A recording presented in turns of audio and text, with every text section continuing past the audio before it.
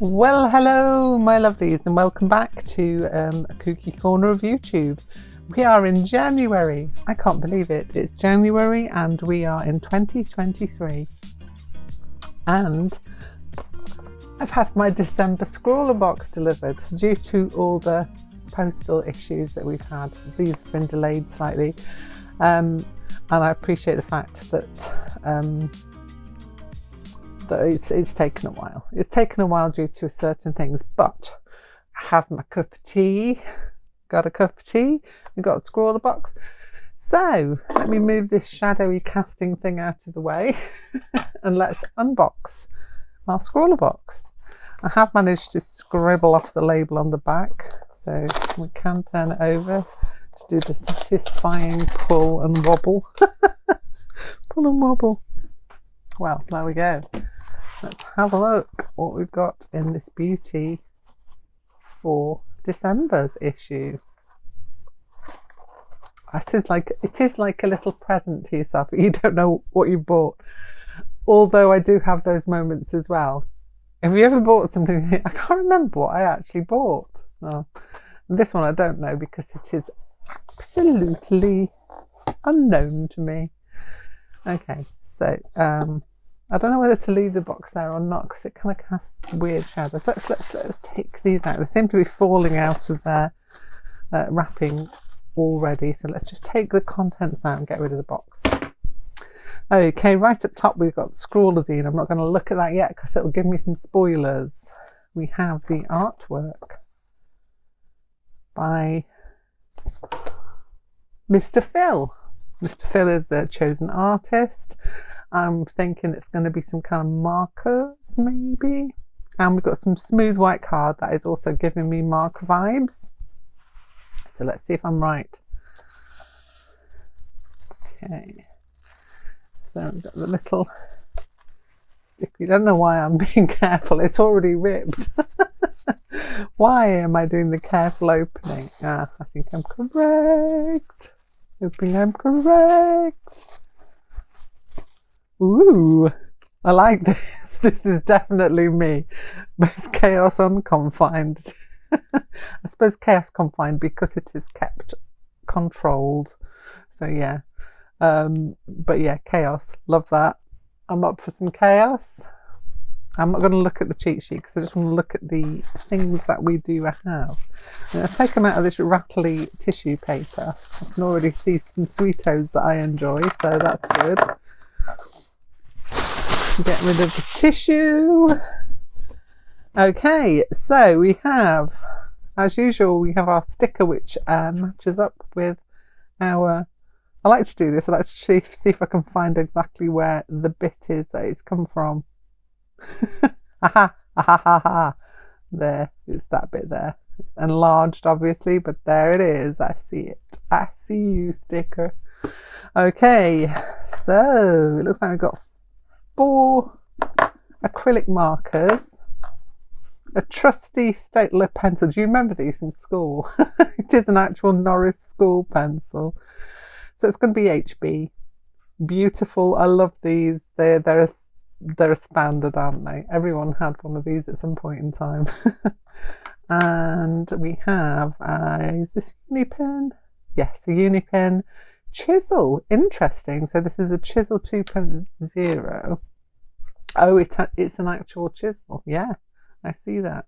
Well, we'll test them out in a minute, but let's just keep going. Mentos, yeah, mini Mentos, strawberry flavoured. And I like the mini size as well, because sometimes Mentos are just that a bit too big. So I should be partaking of those later. So these are, I've not seen these before. These are Edding permanent acrylic. So we've got a black. We've got a yellow. I don't know if there's any colour names on here. It might be, oh, traffic yellow. Yeah, there we go. So this is just black. This one is opulent turquoise. I love the names. And this one is telemagenta. Nice. These are all 2.3mm bullet tip by the looks of them. Yeah, looks like they're all that. Okay, so let's go to the destructions.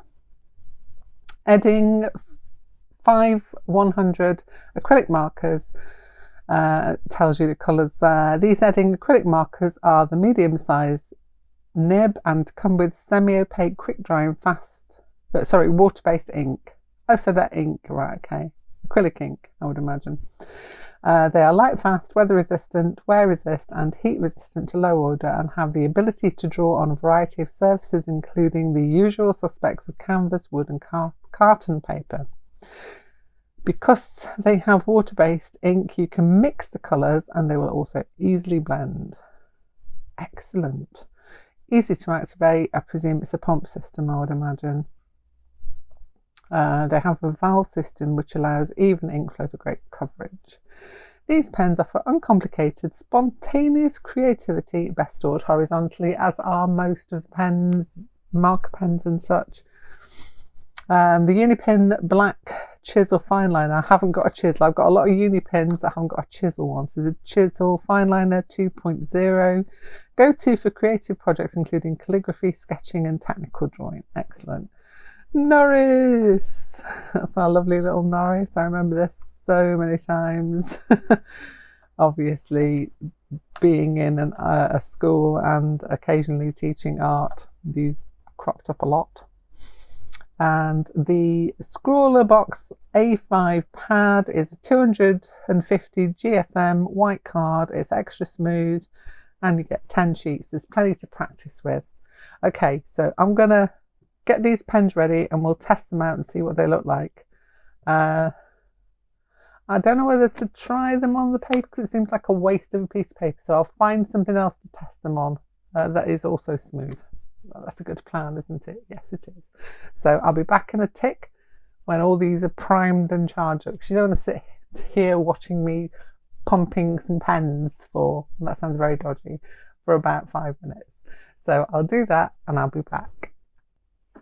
Okay, so I am back. I have charged up the pens. Interesting thing I've noticed is that they've got the little colour on the top of them, which makes it easier to identify if you actually did store them that way, which I don't suggest you do, but if you've got them sideways like that, you can see what colour it is. So if you've got one of those storage systems, that is a handy little thing. I tend to put like a sticker with a marker with the colour on the ones I've got, so this alleviates the need for having to do that. Okay, pencil. HB, nice and solid. Yeah, so that's your HB Norris. I used to call it, have you got your Norrises ready? That's what I used to say. Great name, Norris. Okay, so the Chisel 2.0, this is a Unipin.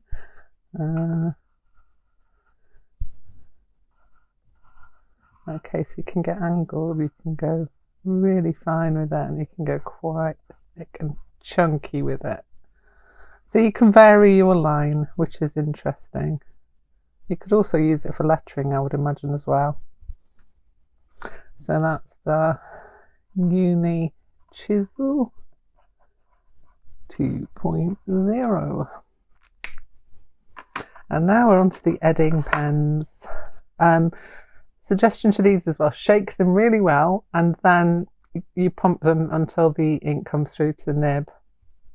Surprisingly enough, the black came through a lot quicker than the other three. I don't know why that was, but interesting to know. They're very juicy. Maybe I overpumped. This one is really super juicy. This is the black one. I said it came through rather quickly. Yeah, that's a nice juicy pen. I'm doing this on some smooth card. I had some other smooth card that I always keep spare bits in my drawer. So this one is the, what did we say? Telly Magenta. I'm loving the colour choices. I think this is a really good palette. I like this a lot. It's very bold and vibrant. Yeah, nice colour. Let's go with this beautiful, what did it say? Opulent turquoise. Making sure that my page is on the screen so that you can see. Yeah, you can.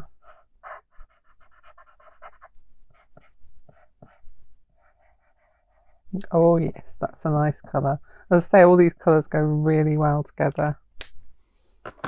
And last but not least, we have the traffic yellow. That's a nice yellow.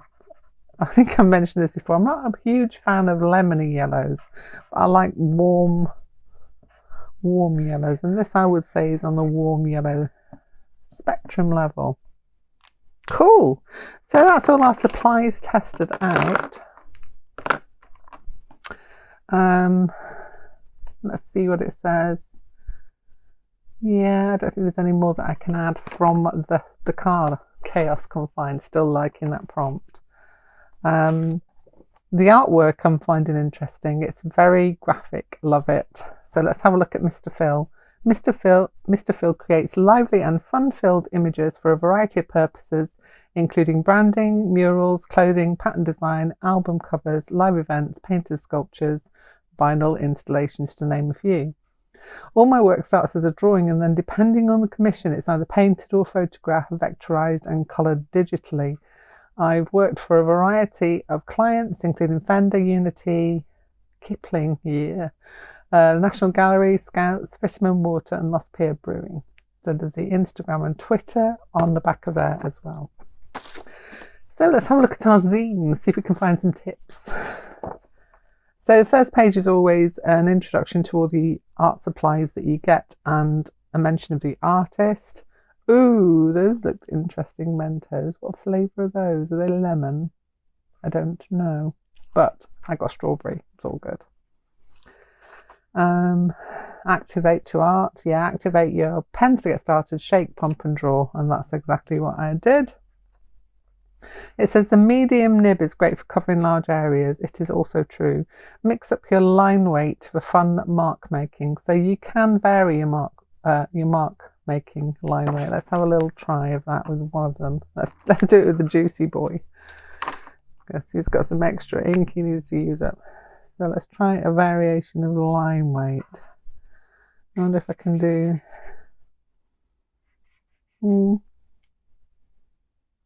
I'm trying to do a fine line. It's not so easy. I suppose the quicker you move, the finer the line. Yeah.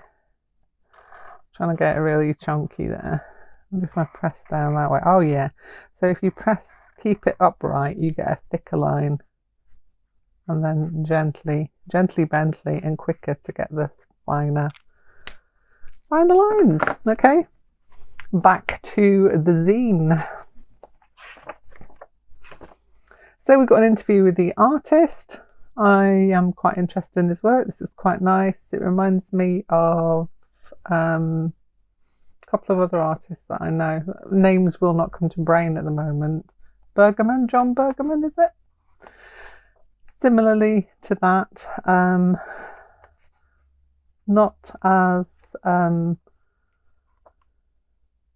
vibrantly coloured as Ten Hun's work, which I love. I love Ten Hun. If you've never seen Ten Hun, search him up.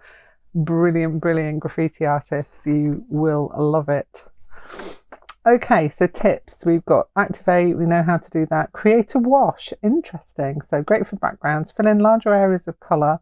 While the paint is still wet, grab a wet brush or cloth and blend out the paint. The more water you add, the lighter the wash. This will also work with a Unipin pen. You just need to work a little extra fast, or use a palette and scribble on the pen first. That's a very good tip, actually. If you use like a porcelain palette or a glass palette, you could actually just scribble onto it and then add some water to it, which will give you a wash variation. They're mixable, so you can mix them. So if you want to mix them on the palette in the same way, and then with a wet brush,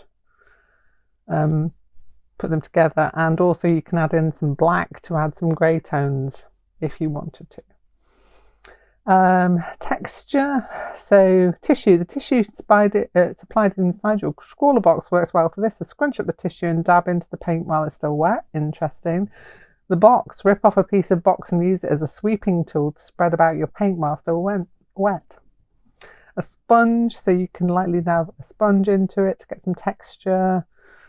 And an old toothbrush, so dab it into the paint and sweep the paint about and then just spray it onto your work. I'm not going to do that. Yeah, loads and loads and loads of tips, and I'm going to have a good read of this before I enter into my making mode.